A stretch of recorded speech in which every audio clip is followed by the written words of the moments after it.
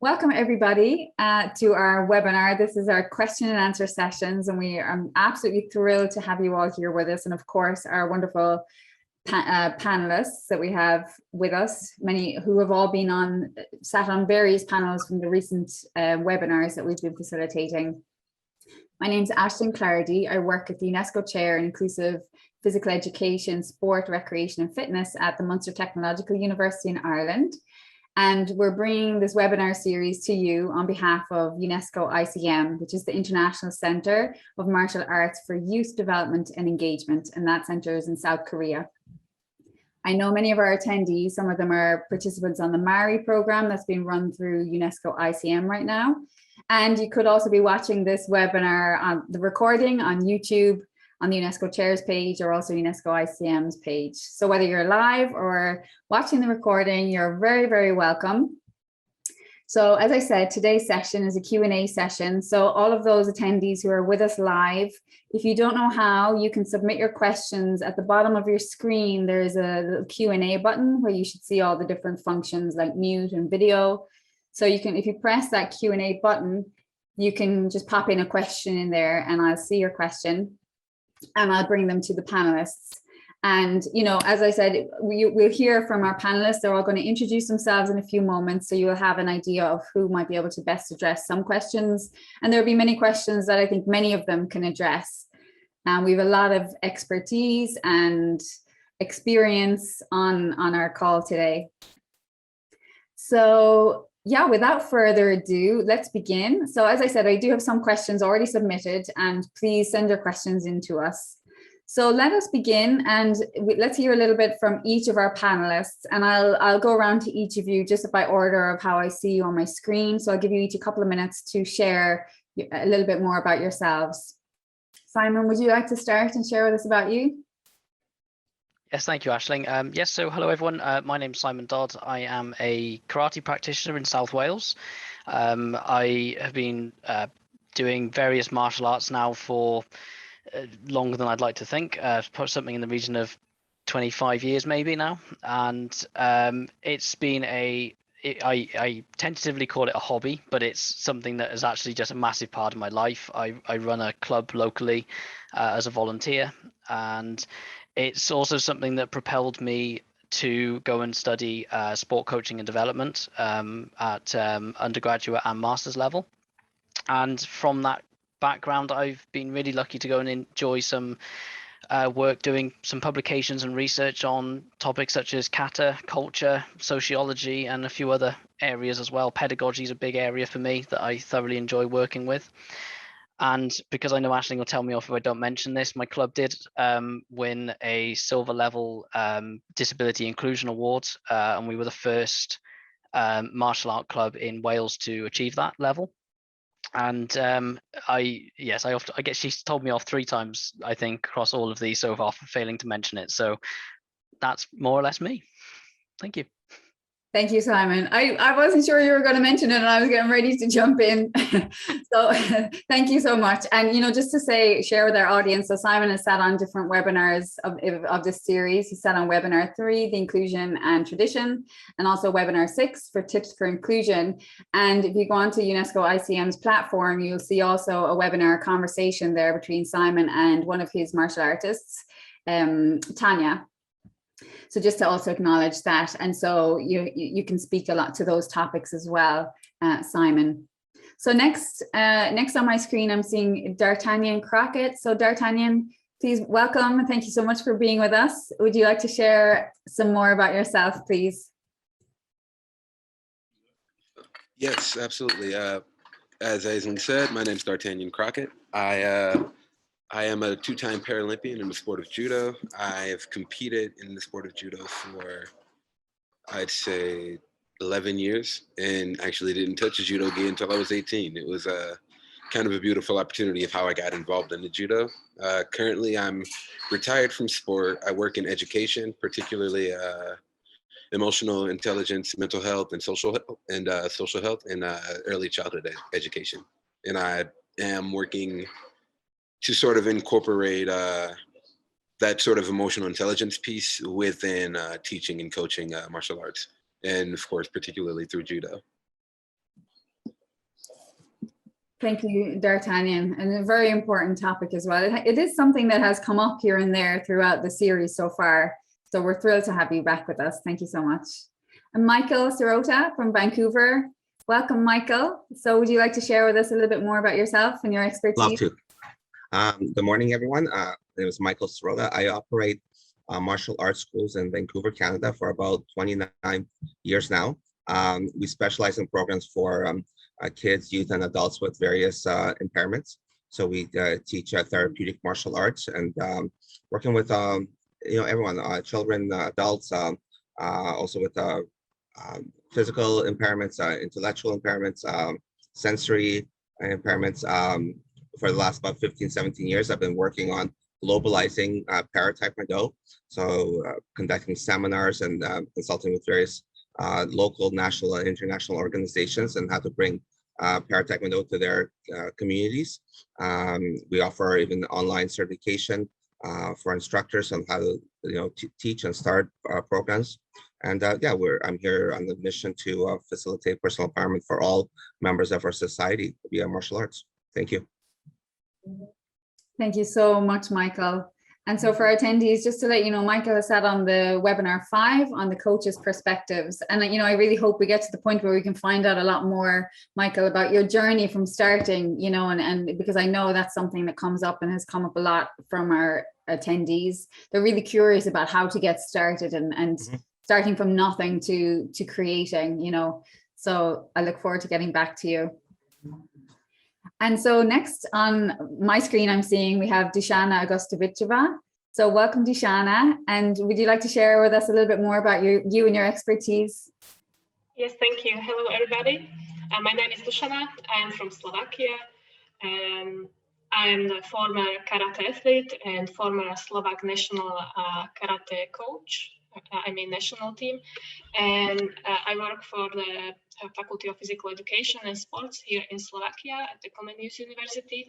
I'm owner and founder of the sports school Karate here in Slovakia.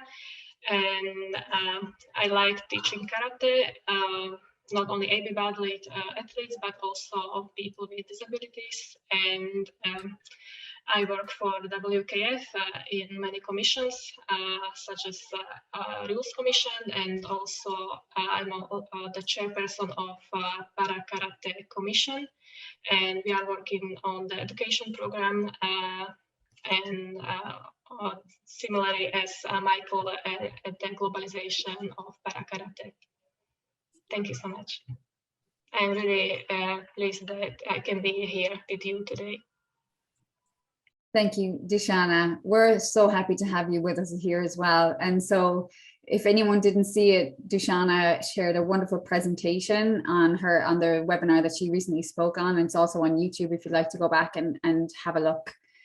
So thank you, Deshana, and we look forward to coming back to you. And last but absolutely not least, we have Louise O'Byrne. Welcome, Louise, from Wales also, isn't it? Wales. So please share with us a little bit more about yourself. Thanks, Aisling. So yeah, very happy to be here. I come at the topic of inclusion from 2 angles, really. So the first is that I'm a public servant, and the second is as a martial artist. So work-wise, I work in the UK public sector in the governance field, in the healthcare sector, and obviously inclusion is our bread and butter in this line of work across all domains. So very, very passionate about it in that sense. I've got a master's degree in public administration and another one in literature, culture and modernity. So both very interesting topics, and my specialist subject for the latter was about disability in philosophy and literature over the ages. And then on the martial arts side, I've studied martial arts about 25 years now. I started because I was living out in Japan as an English teacher, and I was dragged along to a class by a friend, and 25 years later I'm still doing it. I studied Aikido for a very long time, and then about the last 6 years or so, I've been branching out and exploring different martial arts. And in parallel, I've been writing a blog and a couple of books under a pen name, which is Kai Morgan. And really my most special interest that I like to write about is inclusion, and particularly women's participation in martial arts, which is how I've got to know Aisling. And so one of the books I've written is about how to get more women into your dojo, how to make your dojo feel more friendly, and you can download that one for free. I should also say I run a martial arts school in South Wales, so not far from Simon with my partner. Wonderful. Thank you so much, Louise. And I'll pop the link to that book you mentioned into the chat as well. And also it is on, so you spoke on webinar 6, wasn't it? Tips for Inclusion. Yeah. And the links are also there at the end of that presentation. So what a rich offering we have for you today from all of the, I think each of you has a very rich offering. So combined, there's a lot, so much, there's so much we could talk about. I'm sure we could even be here for much longer than the time we have allotted. And even as we speak, I'm still getting a couple of questions being sent in to me. So shall we dive right into the questions? Now, I'm not seeing any questions coming in live from our attendees. So if you do have any questions, please pop them in there. And how about we get started with some of those that have been sent through already. So let me just see, one just literally got emailed to me from Adnan Lamti. And so he's asking, apart from courses, trainings and conferences geared towards conscientizing and equipping martial arts to handle people with disabilities and marginalized groups, in what other ways? Oh, I think this is a question specifically for UNESCO ICM. So I'm not sure if this is very relevant for our panelists here today, Adnan, but we'll get back to you. I'll liaise with Daeong Lee about that question. So another question that we have here that was sent through is geared towards inclusive martial arts specialists and their perspectives on including martial arts in adapted and general physical education curriculum under the public school setting. If any of you think this you might have something to say about this one. They asked this question because martial arts has been taught and practiced mostly in private settings, and they think martial arts can be mainstreamed to complement PE in schools, considering that its benefits. What are the facilitators and barriers to achieving this long-term goal? Lack of trained qualified instructors, cost, lack of internationally recognized, rigorously designed research that examine the efficacy of martial arts training in youth for people with and without disabilities. It's kind of a long question there, and I think we could probably break it down into a few questions. And I definitely think, I'm not sure, maybe if any of you if there's anything coming to your mind, but I'm thinking maybe Dusana, you could come in and address some of the latter questions as well. And Micheal as well, I see you there. Do you want to go first? So Micheal, shall we? Sure. Yeah. So in Canada, actually years ago, I have taught martial arts at a private school, and because with the private school systems in Canada, there's a lot more flexibility and freedom, and they can really implement whichever programs it was. And it was a school specifically for individuals or children with learning disabilities and dyslexia. So we had a program like that. And in terms of getting martial arts into the public school systems, even though I think it would be fantastic and extremely beneficial for children, the way the system is here in Canada with the unions and stuff like that, it'd be pretty much impossible to bring that in unless one of the teachers who already is training in martial arts, develops that program and implements it for their own schools. But on a more of a global or national or city level, it would probably be unlikely. Even though, of course, I believe in, I'm sure everyone will believe that martial arts would be a great benefit to our kids in their school systems. But so in the private sector, like a private school system, I think it could be very successful. And I know that I heard of other schools in Canada and US are doing that. But I think it's like depending on the schools, and you have to really promote it and sell it to the schools of the benefits of martial arts. Mm-hmm. I think, and just there's a couple of points as well I'd like to add here, because this was addressed actually on the third webinar, Tradition and Inclusion. Some of our speakers, they are from Japan, and they had worked to bring it in and embed it within the PE curriculum in Japan, because it was a traditional sport. Right. So it was easier for them in that context. Now, they did say they had a lot of issues that they come up against, because there were concerns about the history of how martial arts had been used in World War II. That was an issue that, there was a bit of discourse around that. And I know they did say one of the issues they had as well then was that the PE teachers weren't trained in martial arts, and that when they were bringing in martial arts coaches, a lot of the coaches had been training at a more competitive or more of an, maybe not necessarily elite, but a higher level. So then when it came to working with children, it was a huge change in how they had to adapt and how they taught as well. But does anybody else have anything to add in there? You know, because there was a lot in that question. Let me come back. So yeah, there was the PE component, but then facilitators and barriers. I think you addressed some of those, Micheal, the lack of trained and quality. Yeah, it might be something more to embed inside of, you know, as a sport after school activity in alignment with the schools, maybe. Simon, do you want to come in, or did Deshana or anybody else want to address that one? If you're happy for me to jump in, yeah. I very similar to what Micheal was saying is that so when you were reading the question, I wrote down that the theory and motive of having martial arts in a PE curriculum is absolutely fantastic. The problem is the implementation is the hard part, and I just put a series of questions that I know would happen if you looked to get it into a curriculum, which is who delivers it, who ensures the minimum standard of the people delivering the martial art, which martial art for a start as well. That's the next bit that becomes a difficult question. And you've also got the public perception of teaching violence or violence skills could have a backlash. So certainly from the point of view of the UK, boxing is very much the purview of private schools rather than seen in public school. And part of that's down to cost and having people available to do it. It's one of these things that I think all of us as martial artists would be happy to say, of course, there's benefits to having it there. And it's actually trying to convince the wider sector and then have a network in place or a structure in place that would support it effectively.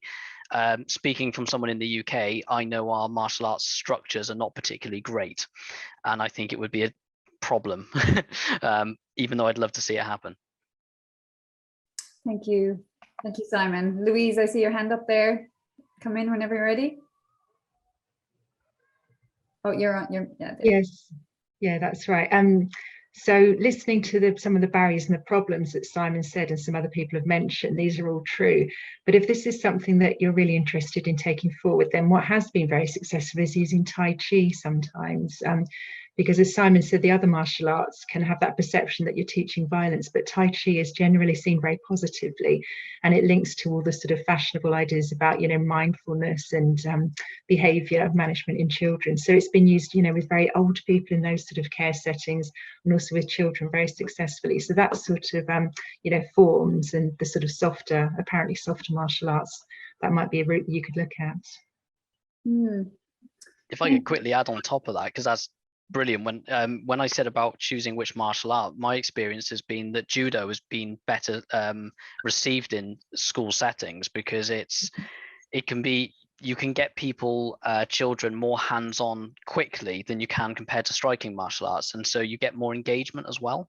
But the fact that you can have big crash mats to throw people around safely as well tends to get a lot more traction in those environments, and things like karate are often a bit of a harder sell from what I've seen.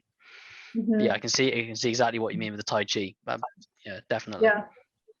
Well, and I think, you know, in my experience of PE curriculums and having a look at them around the world, I think the Tai Chi would, you know, when you see a lot of PE curriculums and now also include well-being, and, you know, that seems like it would be, like you say, an easier fit into a well-being curriculum. So does anybody else have any other comments, or shall we move on? We have to another question. I have one note.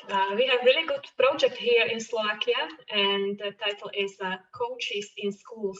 So we have some regions, and the government selected some good coaches, and they are directly in schools, and during the physical education lesson, they can try each sport, judo, karate, taekwondo, everything. And then they can go directly to the club. So we try to promote each sport, the lesson for children in the schools directly. So I think this is very nice, and they can choose what they want. It doesn't matter if it is judo or something else. Okay, fantastic. Well, and I know in that context, a lot of research shows that actually when you can give children an experience where they feel competent in an activity, they're more likely to stay with it, even that, and that's even stronger than having fun. You know, often people think, oh, if the people or children or whoever are having fun in an activity, they'll stay with it. But actually what's most important is that they feel competent, like that they could be successful. And I think that's probably something that goes across the board as well, you know, of anybody, if we're thinking of including people with disabilities, that we're setting them up for success, especially in those initial sessions. So thank you, Deshana. Yeah, you're welcome. And I read some article last month, and it was about the karate students, and they were compared to non-sport students, and they found out that the karate athletes have better cognitive functions. Better score in cognitive tests. So I think that doing martial arts, karate or taekwondo or something else, it's really good for their future life and studies. Fantastic. Thank you. So another question we have here, does anyone have experience of how to provide inclusive martial arts in low-income countries or places where disabled people don't have much access to schools and community activities? I suppose in countries where, what I'm hearing in that question is where people with disabilities are still kind of segregated a lot more. Anybody, you nodding your head there, Micheal, do you have something to, please come in. I personally don't, but I have conducted instructor seminars in developing countries, or even have instructors who've taken our online courses. In many ways, it's actually easier to introduce martial arts in developing countries because there's less structure, less bureaucracy. What I have even done years ago is we even sponsor programs in Vietnam. So I hired an instructor, and she was teaching classes for quite a few years at a kind of like an orphanage type of environment where kids are either extreme low income or don't have parents, or parents are, you know, deemed not fit to take care of their children. So we have offered programs like that, or sponsor programs like that. We also have instructors who've taken our courses, and we provide them scholarships for the courses, like from African countries or Central American countries or Caribbean islands. So it can be done. It's just the instructor has to, you know, first of course want it, find the resources and make it happen. A lot of times the instructors are volunteer. I think it'd be hard for a local instructor to make it into a career or a job. So it would be something where they want to just do it to return some positive energy back to their community. But in terms of the education for them, you know, of course we provide it, but I think there's other sources, you know, I'm sure, or probably like Para-Karate or other, you know, other organizations, martial organizations might already have some programs in place, or that can facilitate that type of learning for them. But I think it's very doable. I've seen it. I know instructors who are doing it. Mm-hmm. Thank you, Micheal. And I'm not sure if this was in a conversation with you or one of the other panelists on another webinar. There was something came up around saying, you know, in some lower income countries where the structures aren't in place, that actually more competitive martial arts is an easier route because there's more funding available. And whereas in more, we'll say, higher income countries, that actually community-based, more recreation martial arts can be more accessible for people with disabilities as well. Was that with you, Micheal, or was that? No, I don't think so. It wasn't. Okay. Yeah, thank you so much for that. And it kind of comes, there's another question actually, and of course, if anybody else has anything to add, please, you know, you feel free, you can have an opportunity to jump in, because there is another question that came up a little bit further down here, and it was talking about that, about when it comes to having a club and including people with disabilities, but if they, I'm just going off the top of my head. So it was, the question was, you know, some people with disabilities are low income themselves, you know, even if they're in a higher income country, sometimes, not always, that how can they include people with disabilities if they're trying to run a business? You know, it can be difficult there. I have a lot to say on that, but I'm wondering, do any of our panelists, do you have anything to come in on this point or the previous question? Do you want, yeah, come on in again, Mike, please do, yes?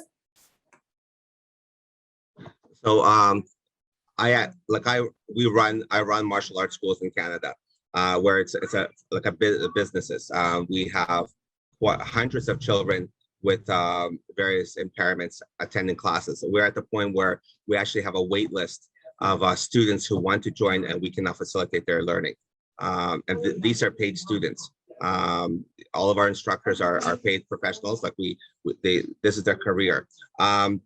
In terms of the, I think as a school or as a martial art business or school, the instructor should, or the school owner should create, in my opinion, a program specifically targeting, if they want to work, let's say, with kids with autism or, kids with cerebral palsy or things like that. I would target a specific group and then make the program that specializes in that. And then there's lots of organizations, local, like the Vancouver, for example, or British Columbia Autism Society or Canadian Autism Society, or if you're in the States or California, it doesn't matter which country, what state, what province, or what city, there's lots of local organizations that would love to support your program. That's their job. You can connect, they can connect with occupational therapists, physiotherapists, speech and language pathologists. There's tons of resources available, and a lot of these organizations are there to help you. And they will bridge, you don't even have to market your programs. You just let them know we're offering this program. They will be, if it's a good quality program, they will support you. They will send kids to you, students to you, or rehab centers, like, somebody who, like, spinal cord injury, depending on what you want to work with, which group you want to target, which group you want to work with. There's also a lot of foundations that actually support our programs. So we have students who, like, the parents are not paying. We have other organizations that financially are supporting their journey in martial arts, as long as they know that martial arts is of value and benefit to them. And how it works in Canada is if the organization knows it's a therapy-based program, they will financially support it. If they view it as a recreational-based program, they will not support it. So with our programs, with our schools, this is the secret sauce, is we create programs that are therapy-based. So we're at par with OT, or occupational therapist, or physical therapist, where we provide these type of programs for the kids. And then that way, it would be the best way to get the support, financial support, and also recognition from other community organizations that specialize in these programs or this demographic. That's wonderful, Micheal. What I'm hearing is, in what you're saying, and correct me if I'm wrong, is that, to realize you're not on your own, that there are others out there in absolutely. the community that are looking probably for you, and that are as much as you're looking for them. And maybe just having to tailor your message and your motivation, I suppose, to align with theirs as well. We do have, at our schools, we do have specific programs that are geared for, different demographics. So, like, when we're offering a class for people in wheelchairs, it will be specific to that, where compared to a group of kids with intellectual developmental impairments, where it's a totally different type of teachings. Fantastic, thank you. And I know I see Louise and Simon, you have your hands up, and we'll definitely address this, but I also want to note, because I think we'll come back to this later in the conversation, that in terms of tailoring your message, and I think even Dartanian is something you can speak to as well, in terms of the social and emotional component and value, if that aspect of the therapeutic benefits of martial arts too. So, and I know that's something we're going to get to, because there's a question asking about that as well. So Louise, you had your hand up. So would you like to unmute and share with us? Sure. I was just going to add a quick point to Michael's really, really helpful, comprehensive answer just then, which is that if you're trying to reach out to a group of that type, or an excluded group, a real quick win can sometimes be about venue and about you getting out to that place rather than expecting people to come to your school. And that can pay dividends. And I was also going to mention, from the previous question, there's been some really good work done actually in South America, in particular, especially in the BJJ martial arts. I don't know why, but BJJ seems to be very, very successful in reaching out to socially excluded groups of people. And there's one case study in particular I can think of, where they found that the competition that Aisling, I think you mentioned that earlier, competition can be incredibly powerful in terms of social mobility, giving people aspirations. So Aisling, if you're going to write to people after this class, after this session, I can send you the link to that video if you like. Yeah, please do. Yeah, we can pop it in the link on the YouTube description as well. Thank you so much, Louise. There's a lot of good information here, so thank you all so much for sharing your insights. Simon, how about you? Yeah, Louise actually gave me a bit of extra to say on the back of what Michael said, which was great. It was just a slightly different perspective, but completely agreeing with what they said. Is that from my point of view, though, is that most of the martial arts you'll find in the UK, for example, are actually amateur run. And the difficulty, for example, in my case, would actually be finding the free time to put together programs to target specific groups. And the reality is I don't have that time. So actually what Louise said is exactly what I ended up doing. I worked closely with the Disability Sport Wales, my county councils, sport development teams, and I would go to events they were putting on and making sure that they knew we were sort of willing and able to cater for people with a range of disabilities in our class, but also knowing that we had them as support if we needed help with it as well. And from the point of view as an amateur, time becomes an issue. So that was a really good way of keeping some sort of way of getting inclusion into the club without, preventing me having the rest of my life as well. So it's, it does obviously depend on the status or the situation each instructor is going to find themselves in, but there are ways to do it no matter what, as far as I'm concerned. I was just going to add a very quick extra on the back of the previous question, which was about the groups that get excluded in various places in low-income countries and things like this. And I just wanted to mention, I was put in contact with a group called the New Heroes Youth Development Organization, and they're in Tanzania, and they're dealing with trying to get people with albinism who normally suffer lots of abuse and exclusion in Tanzania into martial arts. And the Karate at Home group that were doing online sessions all the way through COVID really helped to push their need to get equipment. They didn't really get any support or funding, and people from all around the world, ourselves included, were sending them gis and belts and equipment that they could use and just get the program going. And I think on an inclusion point of view, I always think martial artists around the world are just one big family, and we will support each other where we can normally. Oh, lovely. That's lovely. Thank you, Simon. Thank you so much. And there's some more questions coming in. So Vera Babu asked a question, and this could be for you, Dartanian, or for many actually, but how to teach and encourage blind students. I know with your expertise and your own personal experience, but you also teach as well, don't you, Dartanian? If you want to come in there. Yeah, definitely. That's an excellent question, especially in regards to martial arts.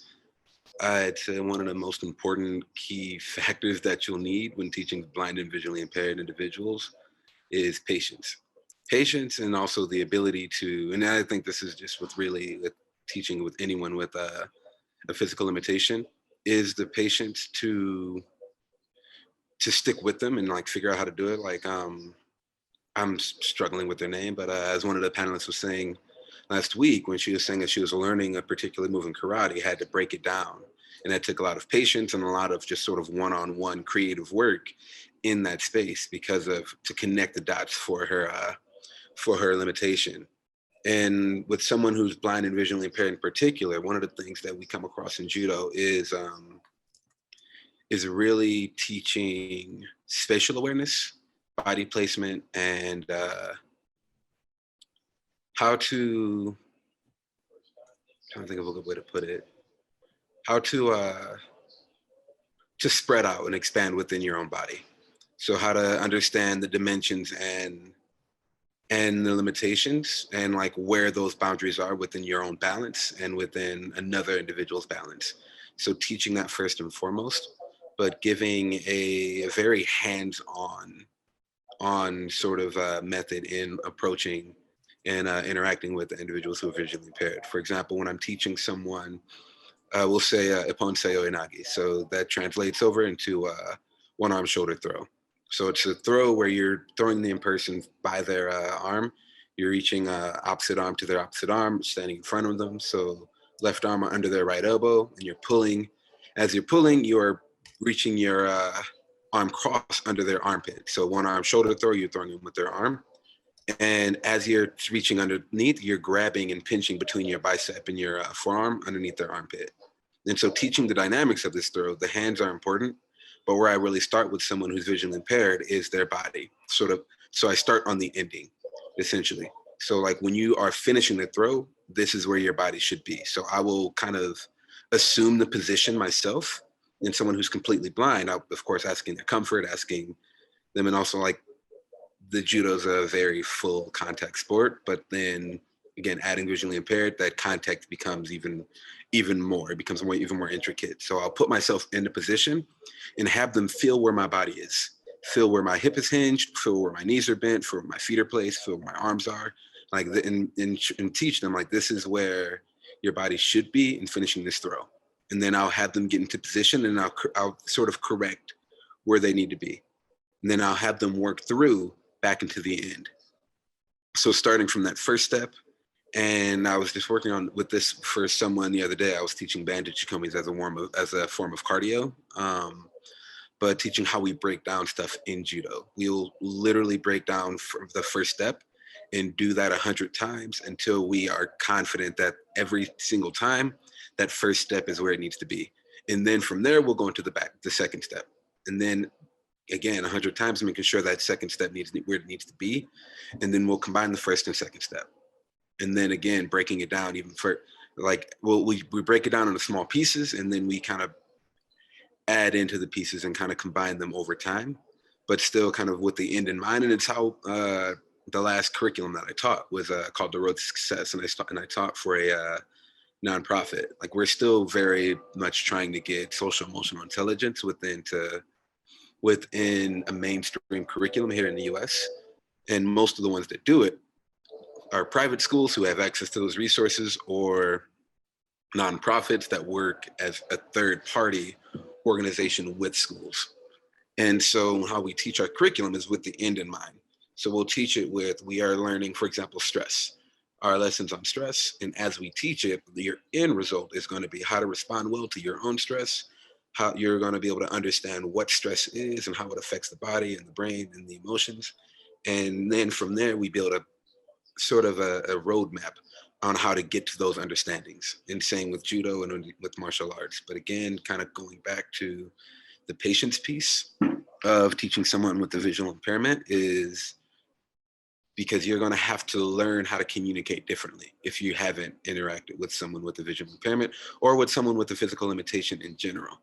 And that's kind of the task that all martial arts teachers have, is learning how to communicate in various different ways.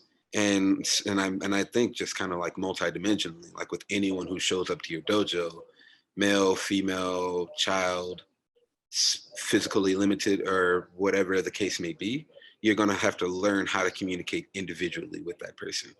And so it's patience with yourself as an instructor, the willingness to be a forever learner. So always learning how to redo something, in the fact that like you can't just, there's no just one way of like teaching something.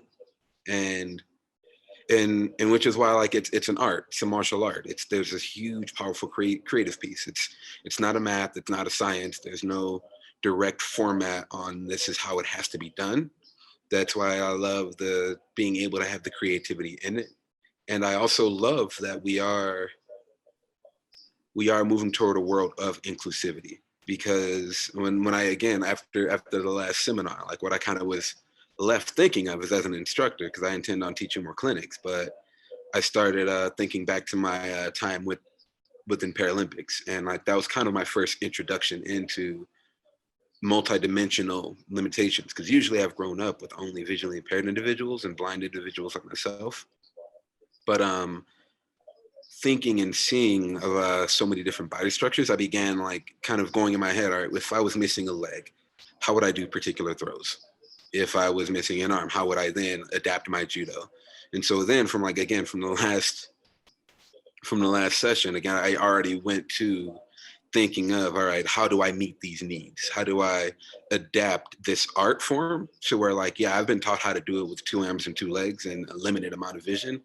Now, how do I like restructure that, recommunicate that in a way to fit someone with these particular abilities. And so kind of summing that up, of again, how to teach someone with blind or visual impairment, patience for sure, understanding that judo is a hands-on sport, but with someone who's blind and visually impaired, it's going to be even more so. And the willingness to continue learning, to continue your own education within the sport. Thank you so much, Dartanian, for all of that insight.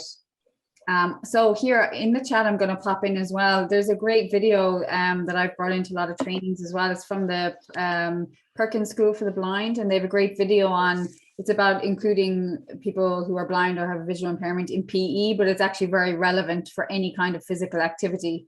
And so I think it's great, Dartanian, that you gave the context of how to, you know, apply it to martial arts. Because I think as well, something as well that people don't think of is that if somebody's fully blind or has never seen, they don't even have they might not have a context for what it is that they're about to do, you know. I definitely recommend that video. It's about 20 minutes long. And also on the UNESCO ICM's learning platform, in the e-learning units there, it addresses there's some videos there.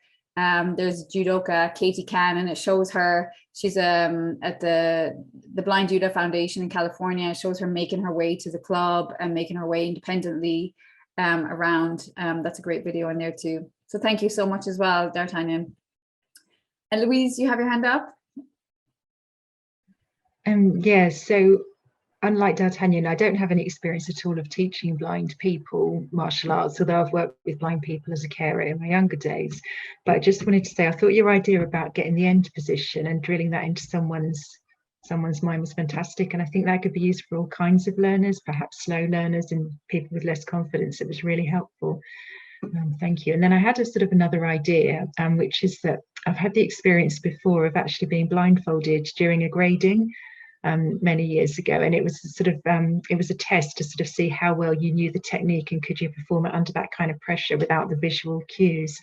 And I just wonder, is there any scope, if you were teaching a blind student, to almost use them as some kind of teacher themselves, like a model, in that empowering kind of way that they could maybe give some sort of advice or teaching tips to the sighted students?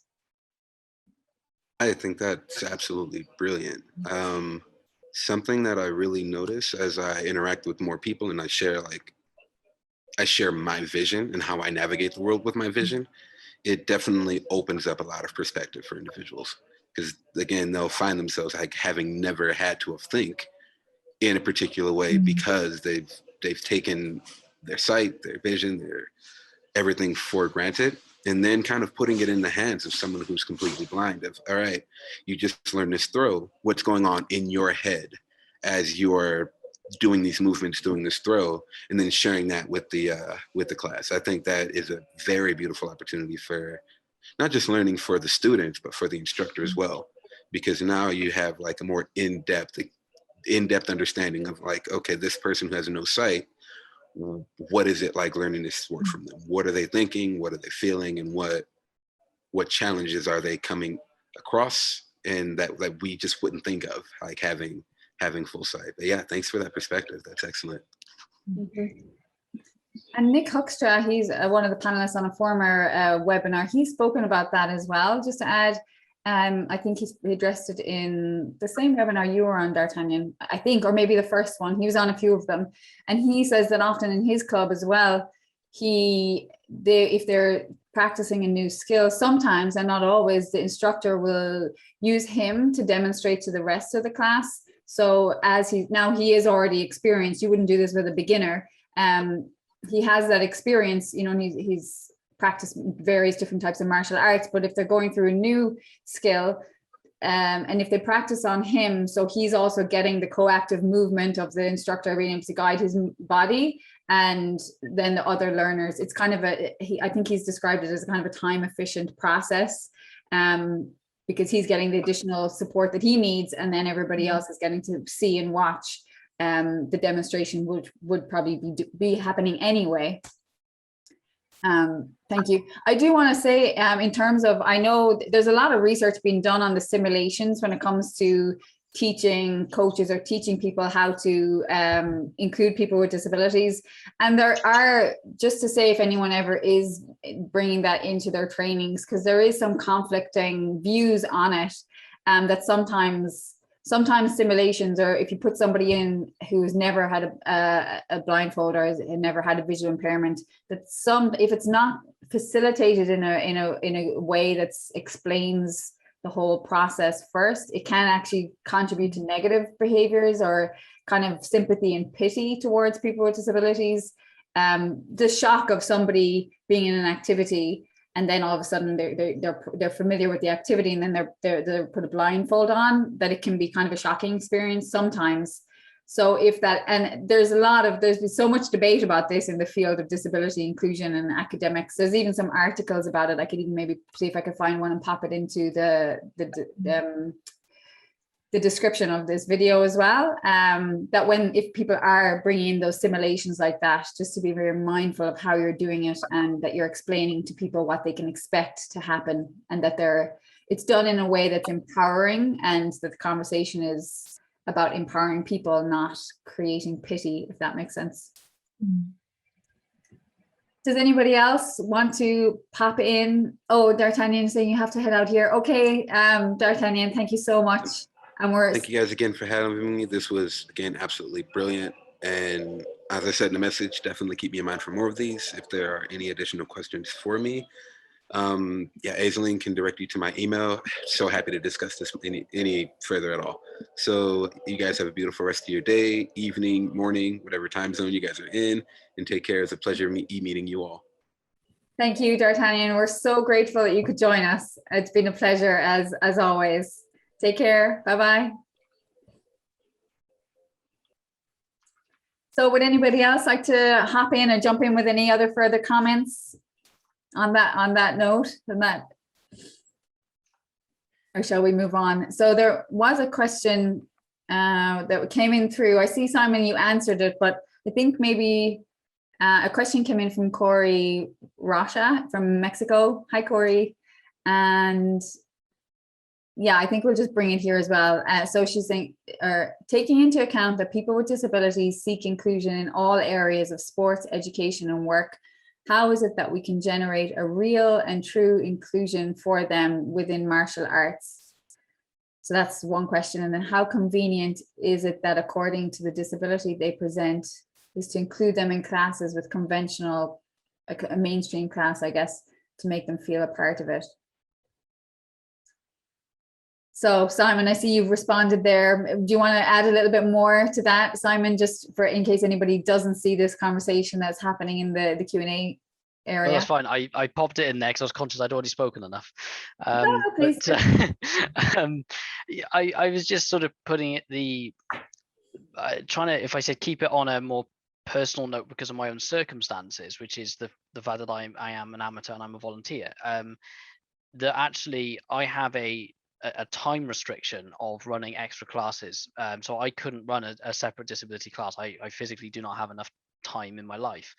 And so for me, I have to have a single class out of necessity. But actually, it's made it a really conscious thing for me to make it as inclusive as possible. So without just sort of reading what I've already said, the main thing I was trying to get across is that if someone presents me with a disability, because actually sometimes this is something that doesn't happen. Sometimes people will not tell you if they have a disability. And actually, some people will discover they have a disability while training. So in the case of Tanya that Dartanian mentioned earlier, she only discovered she was dyspraxic after, I think she knew when she started, but I only found out years and years later. And so the first thing for me is to essentially treat that individual as the expert on themselves, and ask them sort of what they need. Do they need anything? How can I help them adapt it if necessary? But I don't go in there straight away with the mindset of making adaptations, because they may not need them. And you have to sort of learn it as it goes. But keeping a two-way communication is just the most important thing. I sometimes the disability sport officer here, he would describe it as the coach is the expert in the activity and the person is the expert on themselves.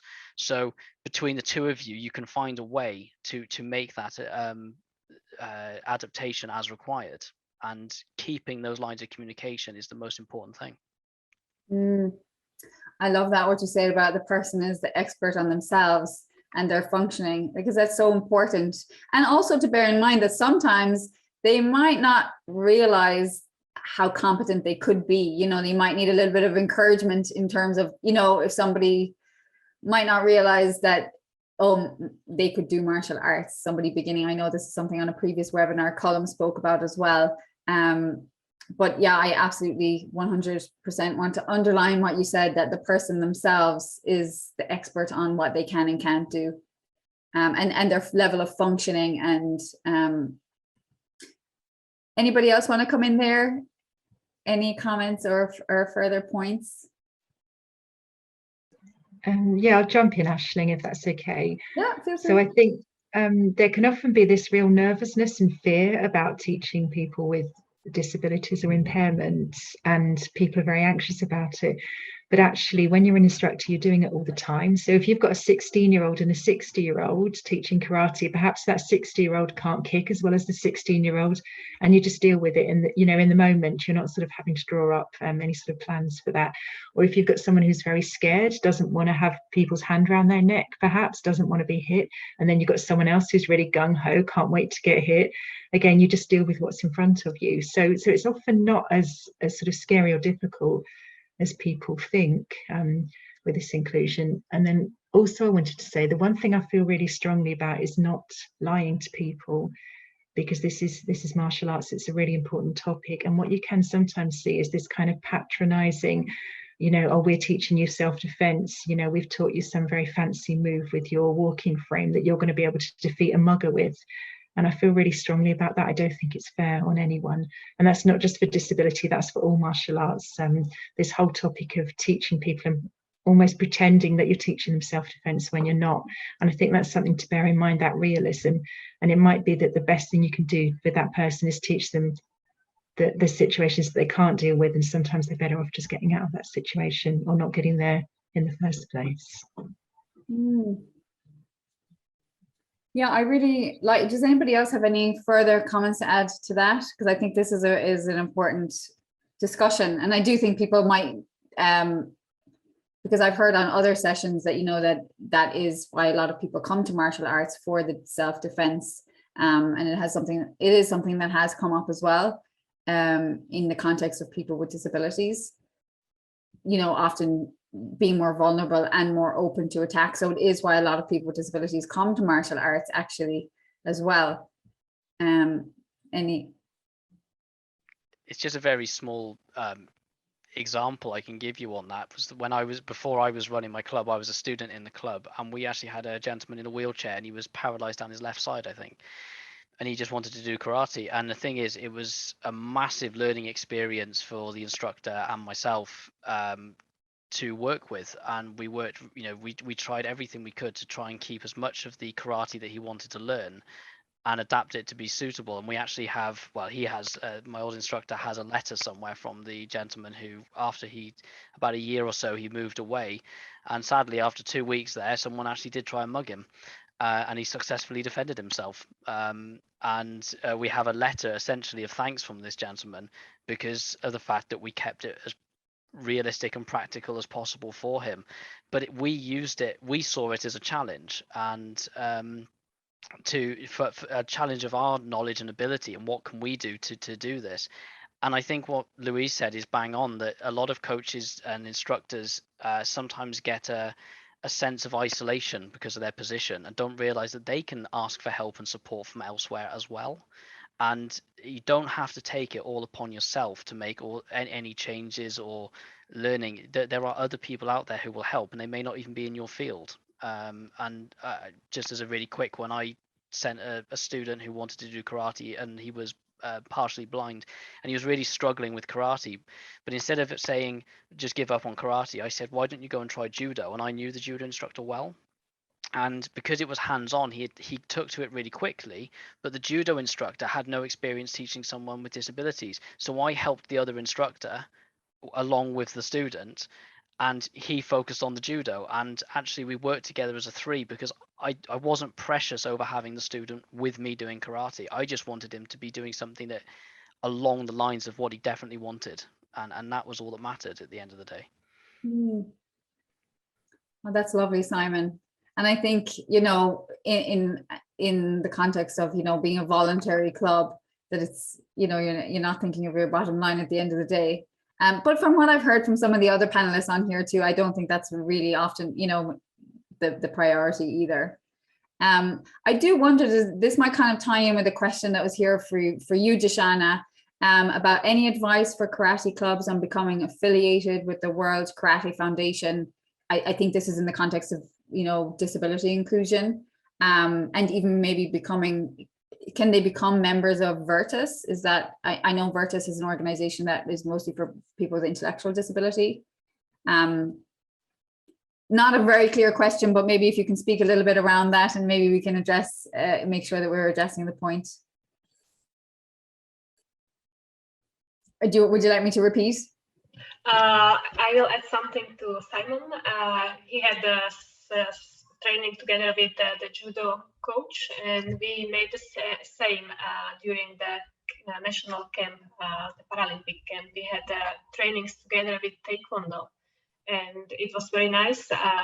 We had a presentation of karate for children with disabilities, and then we had training together, Taekwondo and karate, and we were learning from each other how to deal with their kind of disabilities. And I suggest to use the same way as Taekwondo or other para sports have. So nothing special. I don't have some extra suggestion how to deal with disabilities in your clubs or countries. So it is the same as for soccer or para hockey or something else. We have to learn from other sports. Yeah, and exactly, but there's no, and I think that's something that's coming through a lot throughout the webinar series, that, yeah, of course there are tips and strategies, and, you know, there's learning about how, you know, different aspects you can adapt, whether it's your instruction or the movements, or, you know, considering the environment and so on. But I think what it really boils down to is that it's not as complicated when you're open and willing to actually work with the people who present themselves and figure out what it is that their needs specifically are, and how making sure that your place is, your club is welcoming. And yeah, you need to be enthusiastic and full of energy, and it is easy. It's easy. You need to know the personality of the athlete, and if you are experienced as an able-bodied coach, it is going smoothly. Other athletes help you during the training, and maybe you will have a personal assistant of the athlete at the training session, so it is easy. Just do it, just try it. yeah, and that is another question that came through as well. It was about, if you have a personal assistant, how do you have to train that assistant as well? That was a question there. So how have any of you experience with working with people's personal assistant and supporting them in supporting the actual martial artist? Yeah, usually they are karatekas, or they become also karatekas. So they do also the belt exams together with the student, and they enjoy the training too. And it's a fun for both, not only for the person with disability. Okay, fantastic. And as far as you know, does that person get charged as well, like financially? Do they also have to pay to go through the training, or is there some sort of concession for the assistant? I do it voluntarily for the assistant, so also for people with disabilities. Oh, okay, you do. Okay. Okay. Yeah, and that kind of brings me back to, you know, the policies and things, you know, are your policies, and this is something that's very contextual. It depends on, you know, your country, whether you're doing it voluntarily, whether you're doing it for you know, as your own livelihood and income. You know, there's so many different factors that make it different and unique for everybody. And actually what I'm going to do as well at some point in the chat, I'm going to pop a link in, because we have this universal transformational management framework that gives you different elements or components to actually think about to guide you, you know, are your policies are inclusive, or just even think about, is your marketing inclusive? Like, does somebody, if somebody was to pick up your brochure, would they even know that they were inclusive if you have a brochure or your site or anywhere that you have? So I'll share that as well at some point. Louise, I see you have your hand up. Please come in. I just wanted to comment on your question about whether you would be charging the helper or the carer. And certainly in the UK, that would be seen as discriminatory, because what you're doing is you're actually charging that person double to come in, and the person who's a carer, you know, if they're doing that for their job, they don't want to be, they can't be out of pocket as part of their job. So the disabled person would have to pick that up, that cost up. So, you know, that would be a barrier to entry for that person. Yeah, thank you for that, Louise. Anybody else want to come in there? I see there's another couple of questions as well, and I have a few more to get to, but anybody, Micheal, do you have anything to add? In regards to having an assistant in class? Mm-hmm. So at our schools, we do not allow that. We want to have, so most of our students are children. And I would say about 89%. So when the child, let's say, comes to our school, our instructors, our staff want to be the professionals, and we want to facilitate his or her learning. So if someone comes in with, most of the time when kids come to our school, is mom or dad bringing, not no one else. So when the child comes to our school, just like any other child, they come in, you know, we work with them. The parents are in the lobby. Well, now due to COVID, the parents are pretty much outside, and at the end of class, the parents come and pick up the kids. We discourage the assistants to participate, because we want the child to focus on the instructor. That we want the child to focus on and develop a relationship with the instructor. If he or she already has someone there who you know, that they know, the parent or another person, it's going to be their relationship, and we want to make it as a professional type of environment, a learning environment for them. So I do believe that having an assistant there would be detrimental, but at the same time, all of our instructors are experienced, are trained. They go through ongoing training all the time, so they know what they're doing. Just like when a parent brings a child to an occupational therapist, there's not going to be anyone there supporting that. The OT will take the child and work with the child to help them develop various skill sets. And we view ourselves to say at par with that. Mm-hmm. Okay. But we also run professional schools, professional classes, where I understand like some other people who are volunteer instructors, or they only have like 1 hour. You know, they're renting a gymnasium for 1 hour, and they get all kids out. So I understand there's, you know, they might have volunteer instructors or support staff. If that's the environment that they can, that's what they do, that's fantastic. You know, because you don't want to have, you know, 30, 40 children in one class. And, you know, there's a few kids, let's say, who are in wheelchairs, and a few kids with autism, and a few kids who have other, you know, impairments. And then one instructor, he or she is not that. I don't believe that's going to be a very successful journey for them, and they're going to get stressed out, and they're going to probably want to quit teaching. So if they have the support, of course, that's, you know, that's the best way to go. So it really depends on what the outcome is. For us, that's not what we want to promote. Mm-hmm. Yeah, it really does depend on the context, doesn't it? You know, what works. Yeah. And I think it's about, you know, and I hope that's the message that's coming across, that there is no one size fits all for anyone. It's really about what works in your context, with what resources you have available, and how you can meet the needs of the people. So we have two other questions that I'd like to address. So shall we move on? So one question that came in, so I'm going to come back up. It was in relation to, and I think this could be, you could speak to this one, Louise. Where is it now? It was about, in my club, the majority of members and instructors are male, so there's a strong macho vibe, and sometimes they make jokes that I find disrespectful and make me feel uncomfortable. I don't know how to address this. I've brought it up once or twice and was told to relax, so it was only a joke. Do you have any advice on, do you have any advice on that? I've been asked this question quite a lot. Actually, it comes up quite a lot because of the women issue. And so the advice I give might be unexpected, but it's to sort of see the intention behind that banter. So if somebody's literally being abusive and saying something that's really sexual, really offensive to you, then obviously you don't want that. And if you don't want to confront that yourself, perhaps you'd like to speak to the teacher, perhaps you'd like to just walk away, not come back, because that might not be the school for you if that's the environment.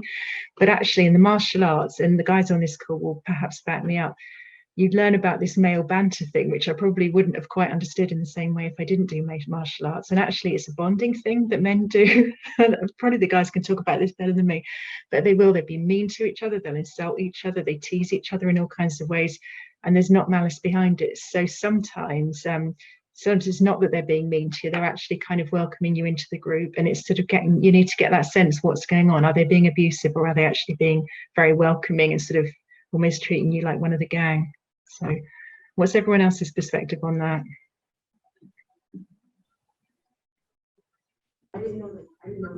So I see Michael, and we also have Simon. So either of you can come in. There's time for both of you. Go ahead, Simon. Oh, okay. So I was going to let Michael go first. He was had his hand up. I was going to say, I think Louise hit the nail on the head. It's knowing the intent behind what was said, and I'd also say that sort of goes with pretty much anyone as well.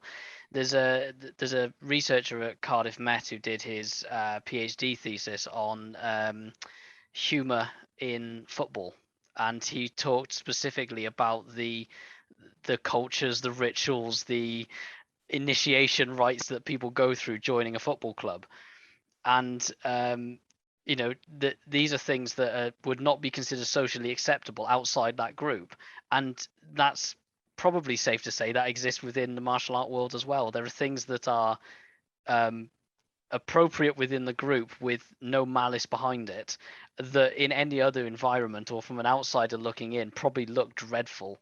And all I can say, I think Louise is just bang on. It's recognizing the intent, and if you do see something that there is definitely a bad intent behind it, get out of there. Thank you, Simon. Michael? Yes, I'm going to take a different approach. So I with us, I completely disagree with that. So I think that the problem is the head instructor or the school owner. That's the way he or she sets the pace, sets what's expected and what's going to be the norm. At our schools, we have a very strict policy when it comes to no fraternization, no, nothing like that. If someone decides to act inappropriately or say things inappropriately, we actually don't even have those problems because they know that's not accepted. And I think it starts at the very top and then it filters down. So if the head instructor, makes those type of jokes or, makes, let's say, females feel unwelcome or whatever it is, that's not acceptable. It will filter down to the senior instructors, the students, the black belts, and it becomes the norm. It becomes the acceptance. For us, because we promote a very inclusive environment, it doesn't matter, let's say with people with disabilities or females, males, we have female instructors, we have male instructors, nothing matters as long as, they're the right personality to teach. But that type of behavior is extremely not accepted. I would fire an instructor if he decides to, act in a way that's makes a female student or a female instructor feel, not the way she should be felt. So I do have very strong beliefs in that. And, if they want, like someone said earlier about the, male machismo and all that kind of stuff, perhaps, but still at our schools, that's not accepted. It's not even like this, it's not it's zero tolerance for that. Okay. Thank you for that. And I appreciate how you all, Oh, if I can come back on that one, I think, Michael, you're saying you're disagreeing with Simon and me, but I think we're all agreeing, actually. I don't think we are disagreeing, because I think we're all saying that if it's abusive, if it's upsetting people, obviously that's not on. But definitely the male banter thing can be really, really funny. And I'll just give you an example, which sort of shocked me at the time, but there was 4 of us in the car coming home from some event, 3 guys and myself. And we got out, we went to the supermarket, and then one of the guys couldn't find the car when he came out the supermarket, and they let him walk around the car park for 10 minutes. And I wanted to get out and wave to him and say, here we are. And they just laughed, and they literally watched him walking round and round and round. And I thought they were being really mean, but when he got back in the car, he was laughing his head off. And it's very much sort of a group bonding thing. So I don't think we're disagreeing here, but nobody wants to see no, yeah, absolutely. I was talking more to do with the nastiness, when, let's say, a male instructor or student black belt says something to a female where it's let's say inappropriate, or making advances or touching that, like all of that type of behavior. Not if it's like a buddy,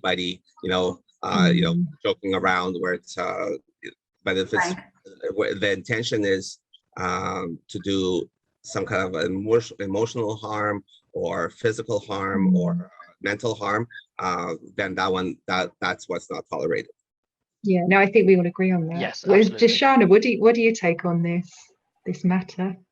Yeah, I'm the female coach, and I can say only one thing about this, that I set the borders. They will not joke about bad things with me. It is not acceptable from my side. It is not a joke if I feel uncomfortable. So I say it, no, stop talking like this with me, and that's it. clear boundaries.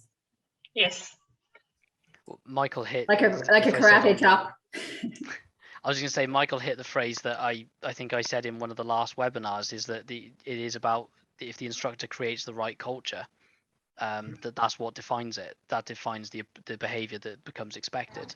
At the end of the day, you're going to have a huge collection of personalities in that room, and there's occasionally going to be clashes of personality. But that's where I said Louise was right. It's understanding the intent behind something that was said, potentially, that becomes invaluable at that point of de-escalating if there was a conflict between students or student instructor. Well, and I know in diversity, equity, and inclusion courses and topics, they do talk about intent, but the impact actually is really important. And of course, that's such a gray area as well, because when people take offense. But I think, for me anyway, the line is when like the tone of, if there's any hint of misogyny or anything there that that's not obviously inclusive for women. The difference between banter and fun pranks versus something that has potential to harm. And actually, there is another webinar next week, and it is on women and the inclusion of women and girls as well. And so that there will be further conversation around this as well. And some of the speakers there have done a lot of research on the topic. So it's something that we can come back to as well in that conversation. There is one other question here to get to from Adnan Lamti again. And so he's saying, from my experience working with para-taekwondo athletes, I think one of the main things that attracts them to sport is limelight that is conferred on them. It gives them a good feeling about themselves. Can Simon comment more on that? And secondly, I'm just going to read the whole lot and then we'll come back to you, Simon. Secondly, I notice people with disabilities generally have quick tempers. Do you have experience with this too, Simon? Well, I have to say on that second point, I think you can't generalize. I've worked with many, many different people with disabilities, and I don't think you can generalize that people with disabilities have quick tempers, because they're people like everybody else. Some people have quick tempers, some people don't.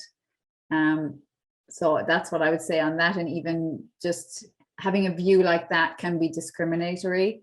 But Simon, would you like to come back and address the question? Yeah, of course. So on the first one about the limelight then, yes, I would say that can be true, but I think that's generally true of a lot of people. And actually, a lot of my experience of people coming to martial arts has been that they are trying it often as a last resort, having struggled getting into other physical activities. Now, obviously, that's not the case for everyone. You know, I mean, like, a lot of us enjoyed martial art films and had friends, family, or so on that might have encouraged us there. But sometimes you will get people who are coming into it who have struggled in other physical activities and sports. And actually, yes, the limelight can help. I think certainly martial arts that have things like a belted structure, the very visible sense of achievement and place within a group can actually give people a massive sense of reward and sort of that, as you put in there, the good feelings about themselves. And I do think that can be quite true for a lot of people. Just sort of very briefly addressing the sort of, you know, the quick tempers element, I would say that, I mean, from my experience of most disabilities I've had in my group have been dyspraxia, ADHD, and often on the autism scale.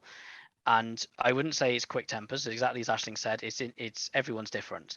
I will say that I sometimes find that there is a quick route to frustration. Which is something very different to a quick temper, and it's the sense of, I want to get this right, and they get frustrated sometimes, maybe that a disability they feel is holding them back, and actually just speaking calmly to them and saying that we will get this, we'll work together, it doesn't matter how long it takes.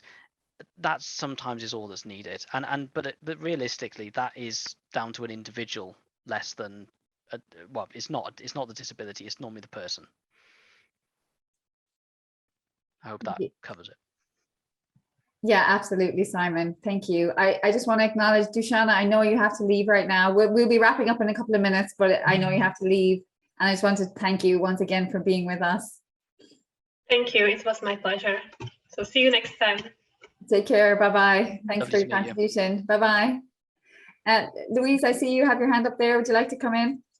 Yeah, I think Simon was right, saying it's probably not ill temper so much, it could be frustration you're seeing, because there's a lot of things about martial arts that make it special, and one of them is that it brings out the worst in everybody. Sometimes it is so frustrating, it is so difficult, and all of us have been in that sort of situation where you're on the mat and you know you're getting moody in front of other people and you shouldn't be doing that, and you wouldn't normally do that in public, and it's about sort of that self-control and that social skills side. So very probably a lot of people might show a bit of short temper or frustration when they're training, not just people with disabilities. Thank you so much. Thank you, Louise, for that. So we've gone over a little bit. Micheal, I wonder, do you have anything you'd like to come in with, or any closing comments at all? I just want, in terms of the frustration that the other person asked about, I also believe it could be sensory overload of the student. So let's say a student comes in, let's say they have sensory processing disorder or autism or something like that, and then there's too much stimulation. There's the lights, there's the sound, there's the people, there's noise, there's everything happening all at once. They can be very much overloaded, and then as a result they might react a certain way, but it's not because they're angry or anything like that. It's just that they just can't handle all that all at once. Another thing is that it could be they're frustrated because they, like someone else said, their lack of communication skills. So let's say they're nonverbal, they can't express themselves, or they have all those feelings and it's just all inside of them, and they want to verbalize it but they can't, don't have the skill sets, so that could make them more agitated. And that we experience a lot of that with our kids, with our students. So it's really finding out what's causing, why is a child or a student that way, and then if you can find out the reason, then you can dismantle it, you can solve the problem, then it's much smoother from then on. So that's what I would find out, why the person is that way.